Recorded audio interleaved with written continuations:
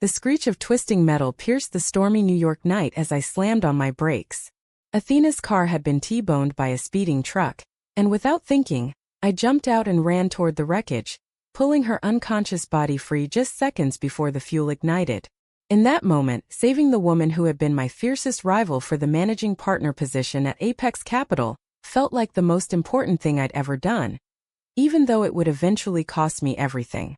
The rain poured down in sheets, mixing with the acrid smoke rising from the mangled SUV on the FDR drive. My hands shook as I checked for a pulse on Athena Voss, her blonde hair matted with blood but her chest still rising and falling. Sirens wailed closer as I held her steady, whispering that help was on the way. I didn't know then that this single act of instinct would drag us both into a storm far more destructive than the one raging around us. In the world of high-stakes investment banking, where every promotion was a knife fight in a boardroom, weakness was fatal. And I had spent 12 years at Apex Capital, making sure no one ever saw mine. By the time the paramedics loaded her into the ambulance, I had already called our managing director, Richard Klein. "Athena's been in an accident," I said, voice steady despite the adrenaline. I was right behind her on the highway after that late strategy session. Got her out before the fire. Klein's response was typical Apex. Efficiency first. Stay with her at the hospital. The firm will cover everything. And Catherine? Good work. We need her for the Meridian merger. You two are the only ones who can close it. He hung up without asking how I was. That was Apex Capital. Loyalty measured in deals closed, not lives saved. At Mount Sinai, I paced the waiting room in my soaked suit, the smell of smoke still clinging to me. Doctors confirmed she was stable. Broken ribs, concussion, but alive because of the minutes I had bought her. When they finally let me see her the next morning, Athena's green eyes opened slowly, focusing on me with a mix of shock and something softer than the sharp rivalry we'd shared for 2 years. "Catherine Hale, you pulled me out?" Her voice was hoarse from the oxygen mask. I shrugged, pulling up a chair. "Anyone would have." She managed a weak laugh that turned into a wince. "No, not in our world. You could have driven past and let the next person deal with it. Saved yourself the hassle." We talked for hours that day, the kind of conversation rivals never had. She told me about the pressure of being one of the few women at her level, the late nights, the fear that one wrong call on a billion-dollar deal would end everything. I shared just enough, my own climb from analyst to VP, the way I had learned to read a room before it read me. I kept my personal life locked away the way I always did. No one at Apex knew I was lesbian. In this boys' club disguised as a meritocracy, coming out meant being labeled emotional, distracted, or worse, unprofessional. I dated quietly in Brooklyn, never bringing anyone near the office. Athena didn't know, and I intended to keep it that way. The firm insisted I check on her recovery. Officially, it was team building. Really, it was because the Meridian merger, a monster deal involving a tech giant and political connections that could open White House doors, needed both our signatures to land. By the time Athena returned to the glass and steel tower on Park Avenue 2 weeks later, arms still in a sling, we were officially paired on the project. The partners announced it in the Monday morning briefing like it was a gift. "Hale and Voss together on this one. Show us why you're both in the running for executive VP." The room filled with forced applause, but I caught the calculating glances from the other VPs. One promotion. 2 of us. The clock was ticking. That first joint strategy session stretched past midnight. Athena and I pored over financial models in the dim boardroom, the city lights glittering below like distant stars. She caught me staring at the skyline once. "You ever wonder if it's worth it?" she asked quietly, rubbing her temple. "All this climbing just to stand on top of a mountain made of other people's failures?" I didn't answer right away. Her question hit too close to the quiet fear I carried every time I chose another late night over any chance at real connection. "It has to be," I said finally. "Otherwise, what are we doing here?" She smiled then, the first real one I'd ever seen from her, and something in my chest shifted, a crack in the armor I had spent years forging. By the end of that week, gratitude had turned into something neither of us named yet. She started texting me market insights at odd hours. I brought her coffee without being asked. The rivalry was still there, sharp edges under the surface, but now it was laced with respect. I told myself it was professional. Nothing more. I couldn't afford more. Not when the partners were already whispering about who had the killer instinct for the top job. But every time our hands brushed reaching for the same spreadsheet, I felt the warning in my bones. Saving her life had pulled me into her orbit. And in our world, orbits this close always ended in collision. The collaboration deepened faster than either of us expected. By the third week, Athena and I were spending 12-hour days locked in conference room C. Whiteboards covered in merger timelines and risk assessments. The Meridian deal wasn't just big, it was career-defining. Close it cleanly, and the winner of the executive VP race would likely ride the wave straight into the C-suite. Lose it, and both our names would be quietly removed from consideration. The pressure created an odd intimacy. We finished each other's sentences during presentations, anticipated objections before the client could voice them. The rest of the team noticed. "You two are scary together," one associate muttered after a particularly brutal prep call. One Thursday night, after the last analyst had gone home, Athena leaned back in her chair and studied me across the table. "You know, when I woke up in that hospital bed, I kept thinking about how you didn't have to stop. Most people in this building would have called 911 and kept driving. Why did you?" Her voice was softer than the boardroom version I was used to. I hesitated, fingers pausing on the keyboard. The truth was complicated. Part of it was instinct. Part of it was the strange respect I had always felt for her drive, even when it threatened mine. "Because I know what it feels like to fight alone," I said finally. "And I figured you'd do the same for me." She didn't reply right away, but the look she gave me lingered long after I left the building. That weekend she invited me to her apartment in Tribeca to review the final client deck. "Neutral ground," she joked over the phone. "No office politics." I almost declined. Being alone with her outside work felt dangerous. But the merger deadline was breathing down our necks, and I needed the edge. Her place was sleek and minimalist, floor-to-ceiling windows overlooking the Hudson, a single abstract painting that probably cost more than my first-year bonus. We ordered Thai and spread documents across her dining table. Hours passed. At some point she poured us both a glass of wine and the conversation drifted from valuation multiples to the real cost of ambition. "I've been thinking a lot since the crash," she said, swirling the red liquid. "About what I'm willing to give up to win. Friends. Sleep. Any chance at something real." Her eyes met mine, and for the first time I saw vulnerability there, the same kind I hid every morning when I walked into Apex. I swallowed hard. "We all make sacrifices," I managed. "The question is whether we can live with them." She reached across the table and briefly squeezed my hand. The touch was brief, professional almost, but it sent a current through me I hadn't felt in years. I pulled back first, citing the late hour, but the damage was done. That night I drove home replaying the moment, reminding myself that any crack in my armor could be used against me, especially by someone as ambitious as Athena Voss. Monday brought the first real test. The client requested an emergency revision that favored aggressive cost-cutting, the kind of move that would look brilliant on paper but gut employee pensions. Athena wanted to push back. I saw the political risk of alienating the board. We argued for an hour in my office, voices low but intense. "We're better than this," she insisted. Or at least I thought we were. In the end we compromised, but the tension followed us into the next presentation. The partners noticed our friction and smiled like sharks. "Healthy competition," Klein called it. I knew better. Every disagreement was ammunition in the race for the single open seat. Yet the more we clashed professionally, the more the personal pull grew. Late-night texts turned into voice notes. Shared glances during meetings carried new weight. I started catching myself watching the way light caught her hair when she presented, the quiet strength in her posture. I told myself it was admiration, nothing more. But the lie grew thinner each day. Athena still didn't know the truth about me. I made sure of that. My secret was the only shield I had left in a building where loyalty lasted only as long as the next bonus cycle. The turning point came on a rainy Friday in October, 3 months after the crash. We had just survived a brutal 12-hour client marathon, and were the last ones left in the war room.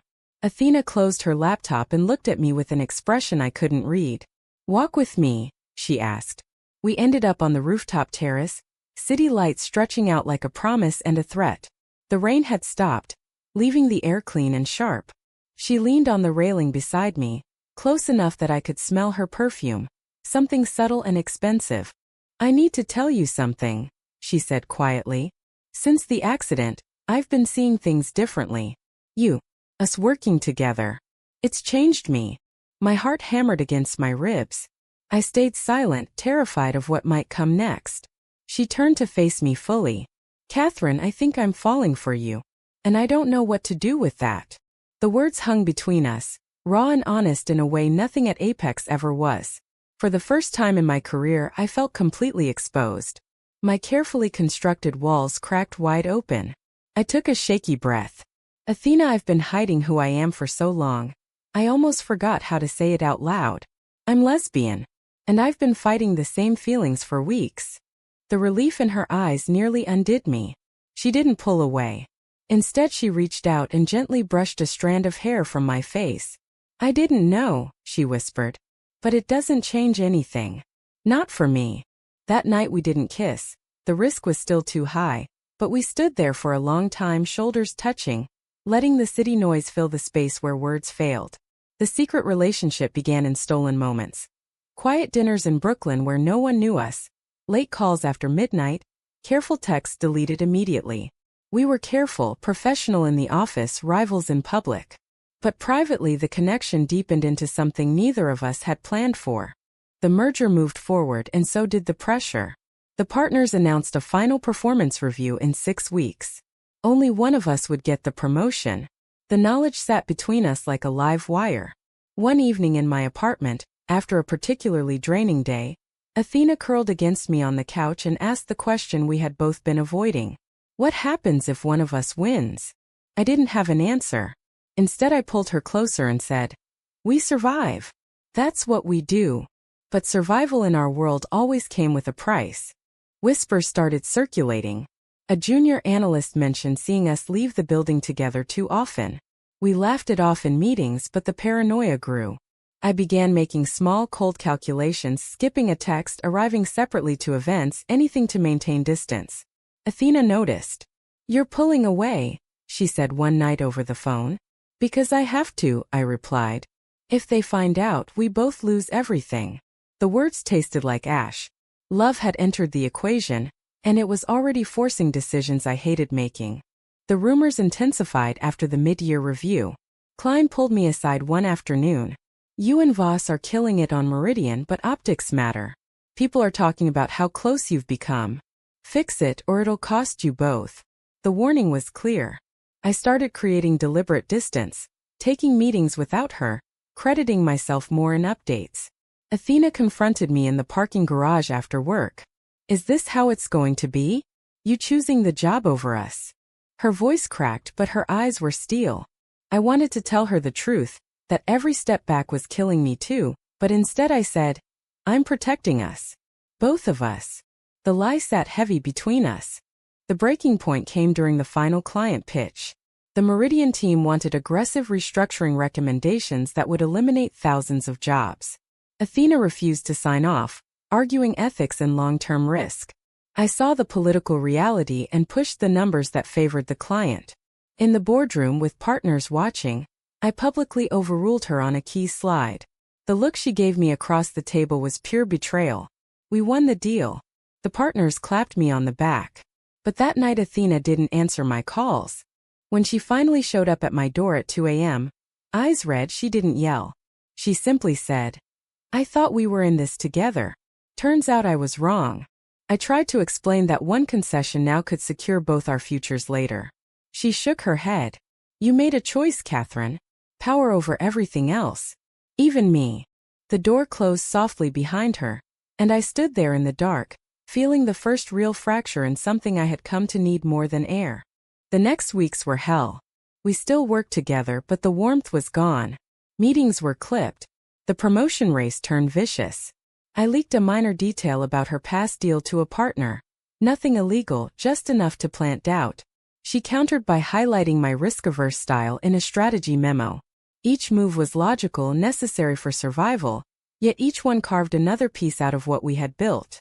The secret we shared became a weapon we both feared would be used against us.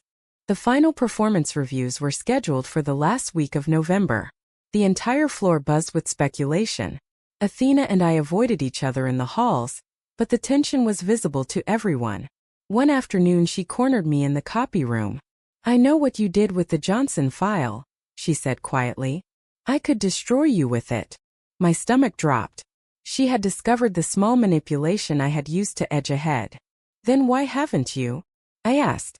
Her answer broke something inside me. "Because I still love you, even when you make it impossible." That confession should have been a lifeline. Instead, it became the spark that ignited everything. The partners announced the promotion decision would come after the holiday party.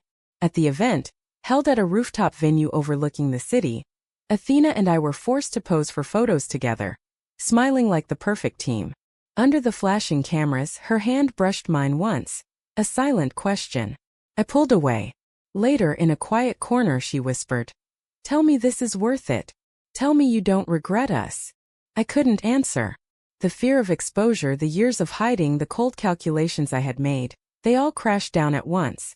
The next morning, the firm's internal system showed an anonymous memo questioning my personal distractions.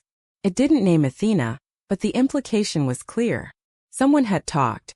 I confronted her in the elevator. "Did you do this?" She looked genuinely shocked. "No. But maybe it's time the truth came out. Maybe we stop hiding." Her words terrified me more than any boardroom battle. Coming out now with the promotion on the line would end both our careers. I made the coldest decision of my life. I went to Klein and suggested that Athena's recent emotional volatility, post-accident, might be affecting her judgment. It was a betrayal wrapped in concern. He nodded thoughtfully. "Noted." That evening, Athena sent one last text. "I trusted you with everything. I guess that was my mistake." I stared at the screen until the words blurred. The merger closed successfully the next day. The partners scheduled the promotion announcement for Monday. Monday arrived cold and gray. The entire executive floor gathered in the main conference room. Klein stood at the front, envelope in hand. I sat 2 seats away from Athena, close enough to see the exhaustion in her eyes. When he announced my name as the new executive VP, the room erupted in applause. I forced a smile, shaking hands, accepting congratulations. Athena clapped politely, her face a mask. As people filed out, she lingered. We were the last 2 in the room. She walked over slowly, voice barely above a whisper. "Congratulations, Catherine. You won."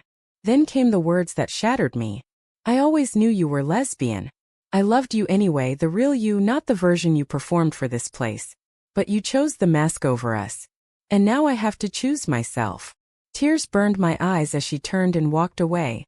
I stood there alone in the empty boardroom, the city skyline mocking me through the glass. The promotion felt hollow. Every deal, every late night, every calculated betrayal had led here, to losing the only person who had ever seen past the armor. I drove home that night through the same stretch of highway where I had pulled her from the wreckage months earlier. The rain started again just like that night. I pulled over and let the tears come. The woman I saved never knew my secret at first. When she finally discovered it, her final words weren't angry. They were kind. And that kindness broke me more than any loss ever could. True or false? Can a secret lesbian love ever truly survive in a world ruled by ruthless ambition without one of them paying the ultimate price?